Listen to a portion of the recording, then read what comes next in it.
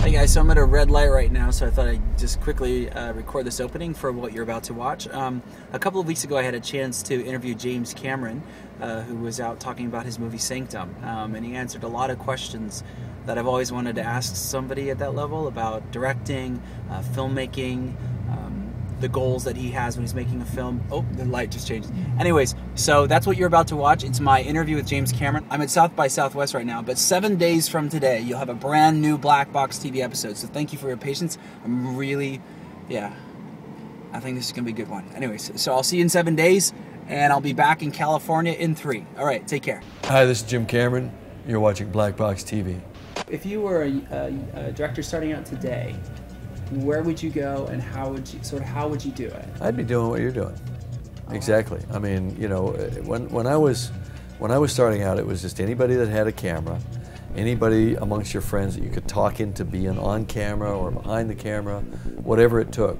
Because the important thing was to learn how to tell stories with images. You know, I mean, you just gotta do it. You just gotta get your hands in it. Otherwise, it's all theory. Theory never helped anybody. You know, I mean, it comes into play later when you start to think of some of the higher purpose of some of the cinematic stuff you're doing. But initially, you just got to start working with a camera, and you cut it together and you show it to somebody, and you start seeing if any of the ideas that you're putting into the film are coming out the other end as something people are getting. Once you close that loop, then you start to understand how to make movies. You say, I'm going to tell this very simple story. Right. With this massive backdrop. How do you do that? You keep the story deceptively simple. And I say deceptively because, you know, there are certainly critics that like to, you know, sort of condemn my films because they're cliche. I prefer to think of them as archetypes that play really universally, meaning to, you know, whether you're young, old, male, female, there's something universally human about what's happening on the screen. That makes it familiar.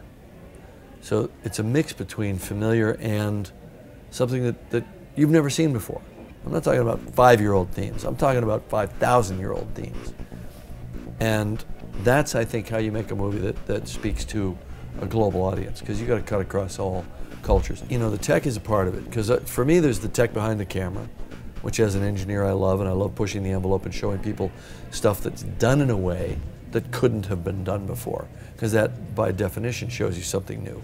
And there's tech in the movies. Sometimes it's good, sometimes it's bad. Sometimes it creates a nuclear war, sometimes it's a power loader that saves your life against the alien queen. Beyond that has to be the human dimension.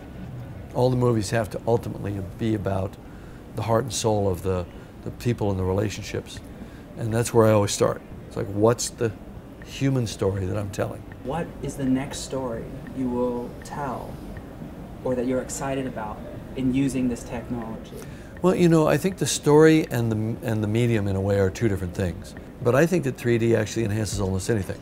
If we just did a scene of you and I sitting here talking, it would feel more important somehow to an audience shot in 3D. The last question is, especially for my viewers, and horror, by the way, is the hardest thing to do well because it's so schlock. Is there a nightmare in the back of your mind that's going to come to the foreground in the next maybe 10 years?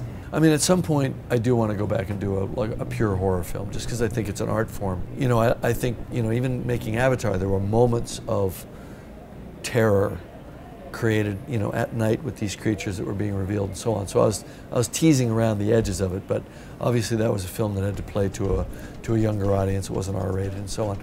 I'd like to kind of go, you know, right there to a movie that would scare the crap out of you. But that's a ways off. It has been an honor. Hi, man. Thank you so much. Okay.